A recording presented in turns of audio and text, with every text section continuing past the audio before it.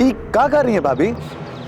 रुपया, धोखा, विश्वास, ये हमको कुछ समझ में नहीं आ रहा है। अरे समझ में तो हमरा नहीं खियावत फूल जी। क्या कि हमने ऐसा का कर ले बानी रउआ साथे कि रउआ हमरा साथे ऐसा काम कई नहीं। देखिए भाभी, ये अब क्या कर रही है हमको समझ में नहीं आ रहा है। आखिर हुआ क्या है? किसको धोखा दिए हैं हम? किसके साथ विश्वासघात किए? सब कर्म करके ज्यादा भोला बने की कोशिश मत करिए फूल जी। राउर असलियत हमरा सामने आ चुकल बा। राउर मन में कितना कालिक भरल बा ये हमरा नजर आ चुकल बा। रवा के एक साथ कई लोगों के दिल से खिलवाड़ करे के आदत हो गई बा ना। रवा खातिर ई प्यार मोहब्बत महज एगो खेल बा ना। लेकिन जौना लड़कियन के साथे रवा एगो खेल खेल रहल बानी ना, ओकनी खातिर ई जिंदगी और इज्जत के सवाल बा। एक मिनट भाभी, बात क्या है ये हमको साफ साफ बताइए। अब ये जो आप बात कर रही हैं हमको बिल्कुल समझ में नहीं आ रहा है। रवा हमनी बड़की बबनी सीता के साथ ऐसा काहे कही नहीं?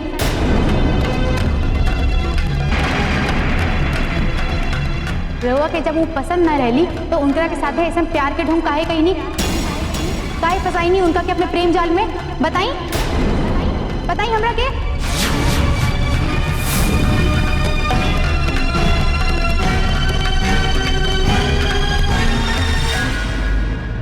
ई का कर रहल बनी चाची? भौजी एजा नहीं आई तो गईली कहाँ? साँच कही तो वो घर से ई कह के निकलले रहली कि वो सुधा भौजी की है मिले आ रहल बड़ी। साँच कही तो आखिर बात का हो सकेला?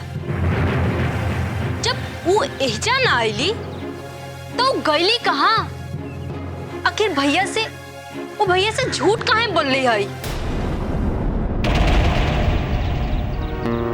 छटकी भाभी, बात ई बाकी रौर माई बाबूजी आइल बनी, यही खातिर हम अपन भौजी के ढूंढे आइल बनी। जा का हमार माई बाबूजी आइल बलो? माँ जी, हम तनी अपना माई बाबूजी से मिलके आवा तनी, और इहो देख के कि आखिर दीदी कहाँ चल गई। रुका,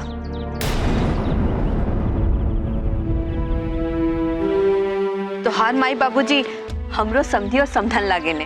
चला हमहू चला तानी। देखिए भाभी, हमको लगता है कि आप कोनो बुरा सपना देखी हैं, इसीलिए अभी अनाप शनाप बक रही। अरे हम कुछ किए ही नहीं है।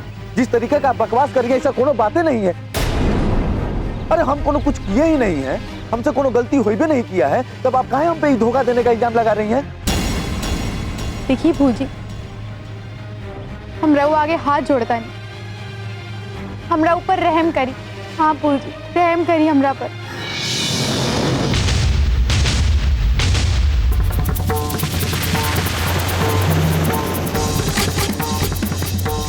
ऐसे अनजान बन के हमने के परेशान मत करी फूल जी।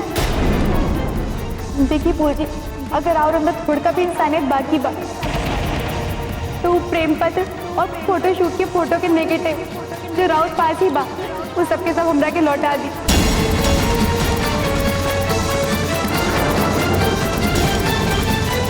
ना तो हमने कहीं के भी ना रहा।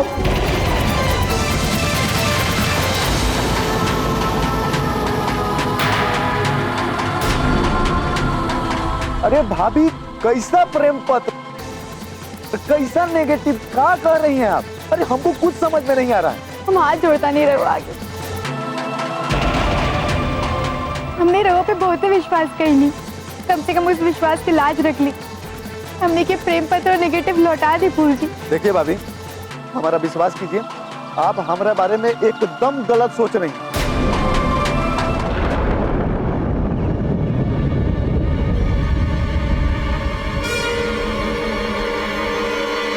वाह वाह फूल कुमार, वाह।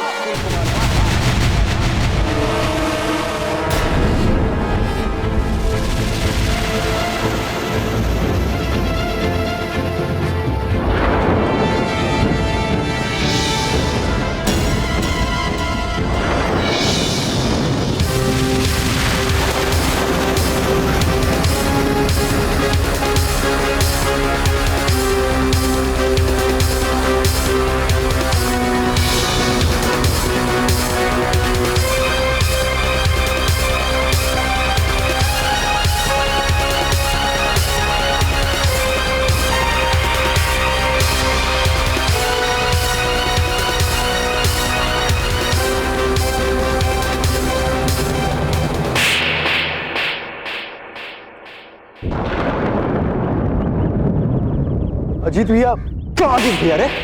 हाँ?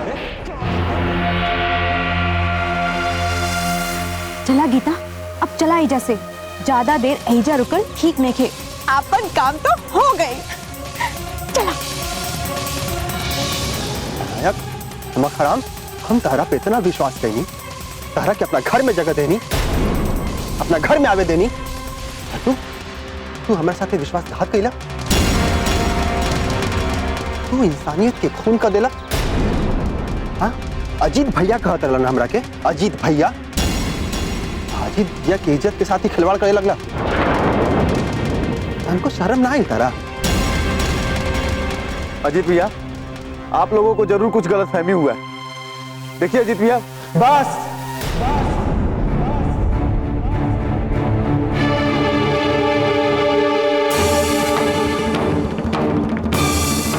खबरदार जे हमरा के अजीत भैया कहला था।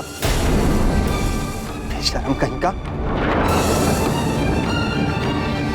एकरा पहले कि यहाँ पर संस्कार भूल जाई और कुछ बवाल कर दी यहाँ।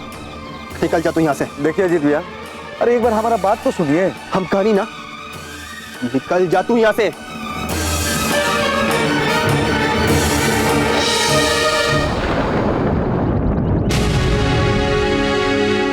हम कहानी है ना, चल जाए यहाँ से।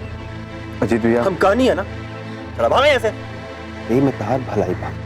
कहा भाई अजीत भैया, एक बार बता के तो देखो, इनकर मार के गर्दा गर्दा छोड़ा देता नहीं। ना ऐसा कोनो बात नहीं कर, चिंता मत कर। चला चला निकला यहाँ से।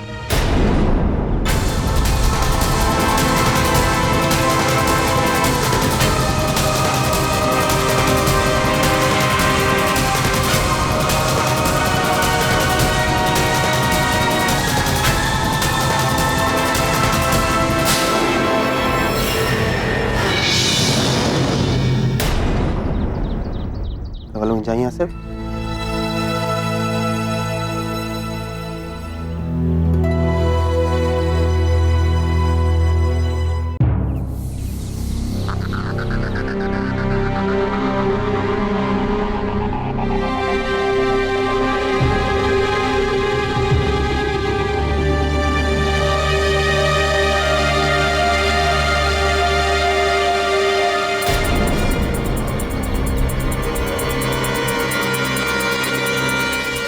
हमरा तो समझ में नहीं खे आवत कि विवाह अगर तहरा लगे ना गईल हा तो आखिर गईल कहाँ?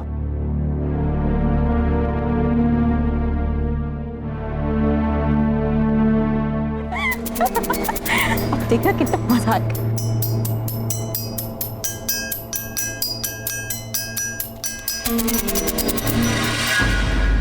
नमस्ते। जी तारा, आओ बैठा दीदी।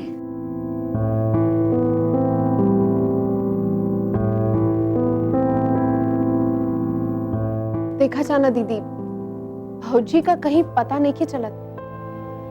तहनी कहीं भौजी के देख लू का?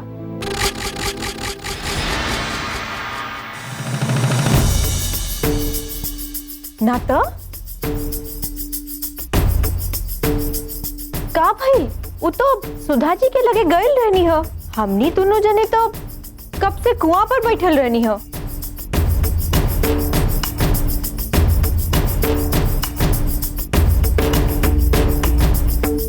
अरे सुनीता रहुआ,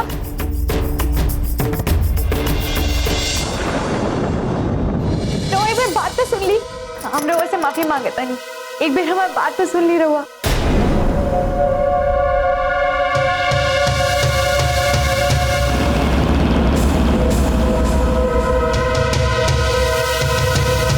सुनीता,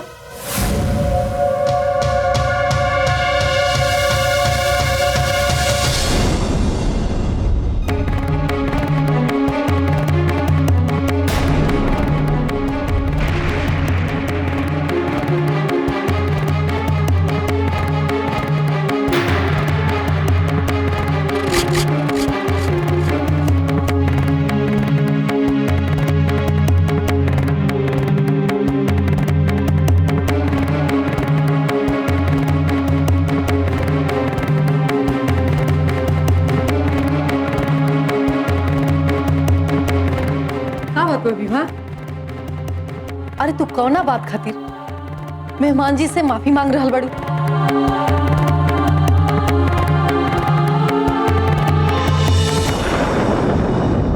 का बात में मेहमान जी, का भइल बा? ई विवाह रहुआ से कौना बात खातिर माफी मांग रहल बिया?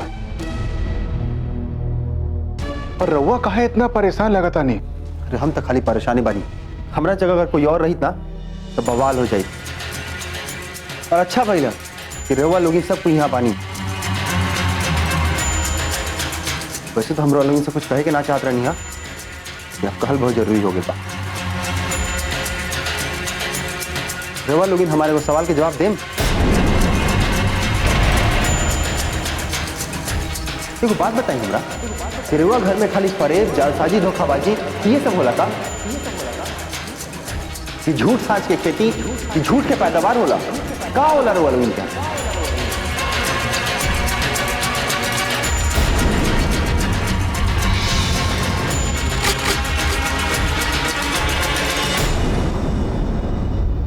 देखी मेहमान, अरे इनोरा का बोल रहल बनी? हम मानत नहीं कि हमने से ऐसा गलती भइल बा जेकरा के रौरा फरेब झूठ ठहरा सकत नहीं, लेकिन अब तो वो बीतल बात हो गई। अब ओकर आज अचानक का मतलब बा? रहुआ लोग हमार ब्याह धोखा से करेंगे, जालसाजी कहीं हमरा साथे, लेकिन ओकरा बाद भी इनका कि हम अपना घर में जगह देनी। लेकिन राउरी बेटी जे बाड़ी नू, रहुआ लोग इनसे 4 कदम आगे बाड़ी। अरे जौना तरीका से हमारे इनका से ब्याह भइल ना, तो दोसर कोई रहित ना तो कहीं ने घर से बाहर निकाल देले रहित। कि हमनी के ओकरा बाद भी इनका अपना घर में जगह देनी। अगर इनका जगह पे अगर कोनो दोसर लड़की रहित ना तो हमनी के अपना हाथ उठा के रखे। का जीजाजी, आखिर भइल का बा? कहे रहुआ हमनी के परिवार पे कीचड़ उछाल रहल बानी, कहे लगातार बेइज्जत कर रहल बानी? आखिर बोले से पहले कसूर तो बता दी। आखिर ऐसा का कहले बाड़ी दीदी? अरे मैं बोले और समझावे कि कौन बात बा? हाँ, तहार घर की इज्जत बा, लेकिन हमनी के घर की इज्जत ओकर कोनो इज्जत नहीं के। अपना एक बहन से हमनी के इज्जत के माटी में मिला देले बाड़ी।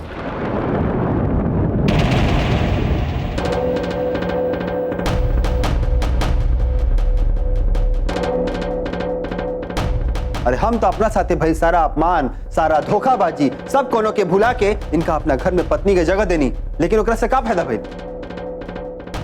देखी दमत, हम मानत नहीं कि रौरा एकरा के अपन पत्नी के दर्जा दिले बन कि हमरा बेटी के ए घर में कितना जुल्म सहे के पड़ल बा। इ लात मुका सह सह के ए घर में रहल बिया और मुंह से उफ तक नहीं खे कइले।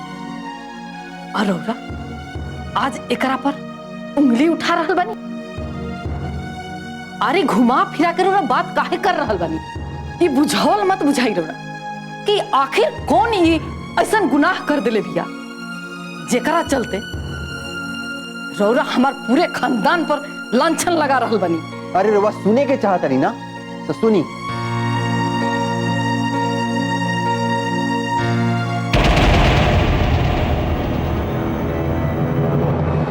और बेटी के नाजायज संबंध बा।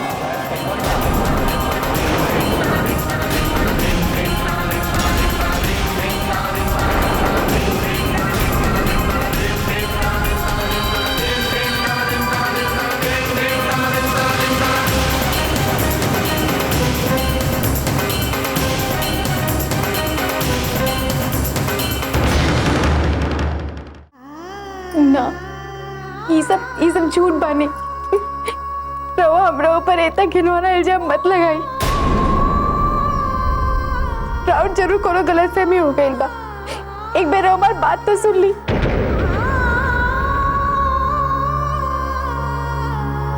भैया कहाँ ऐसा पक्षपात कर रहल बाड़ा? एक बार तो भौजी के बात सुन ला। हो सकेला तोरा के कोनो गलतफहमी हो गई होखे। अरे हमरा कोनो गलतफहमी नहीं की भाई, हम अपना ही आंख से देख ले बानी, अरे कान से सुन ले बानी। हम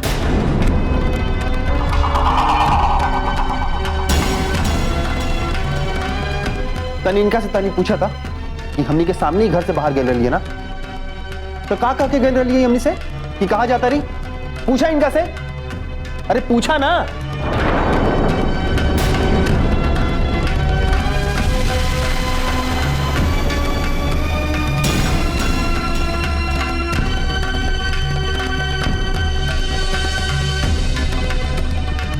का कर ले रही हमने से? ओ भैया भौजी कह के गए रही है क्यों सुधा भौजी से मिले जा रहा है बड़ी। हाँ तो पूछा पूछा कि कहाँ गई रही है, पूछा।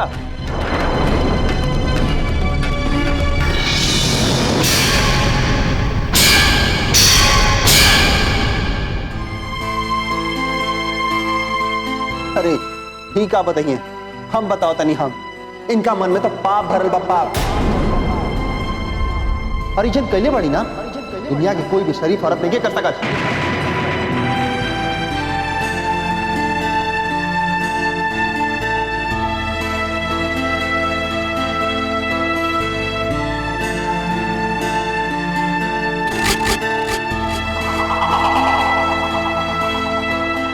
देखिए प्रभु आगे हाथ जोड़ के बात न करत है। एक बार हमारी बात सुन ली ताऊ जरूर करो बड़न गलतफहमी हो गई बा। अरे चुप, एकदम चुप।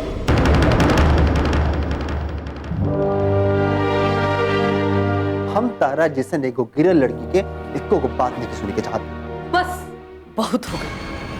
अरे अब बस भी करी रौरा। रौरा जौन भी कहब वो करा के हमनी के आसानी से मान ले। रौरा अगर दिन के रात कहीं तो हमनी के उहो मान ले। रौरा अगर ये कहीं कि सूरज पूरब से ना पश्चिम से निकले तक तनिक देर खातिर हमनी के ओकरो पर अब विश्वास ना करब। लेकिन अगर रौरा हमरा बेटी के चरित्र पर उंगली उठाई ना, अरे स्वयं ब्रह्मा भी आके इजा हमरा से कहिए नु तो ओकरा पर हम कबो विश्वास ना कर, कबो ना। अरे ई बात हम हरगिज नहीं मान सकत, हरगिज ना कि हमार बेटी के चरित्र में कोनो दाग। समझ गए नहीं होगा?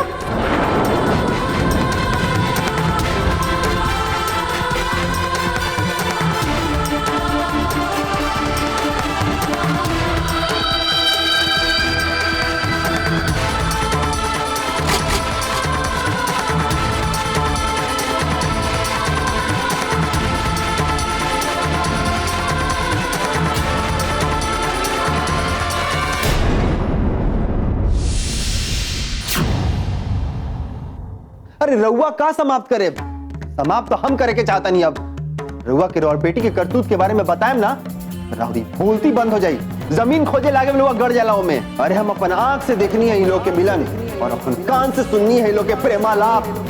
अरे फूल कुमार से गुहार करत रही है, पता ना का जाने कौन प्रेम पत्र मांगत रही है उनका से, का जाने कौन निगेटिव मांगत रही है।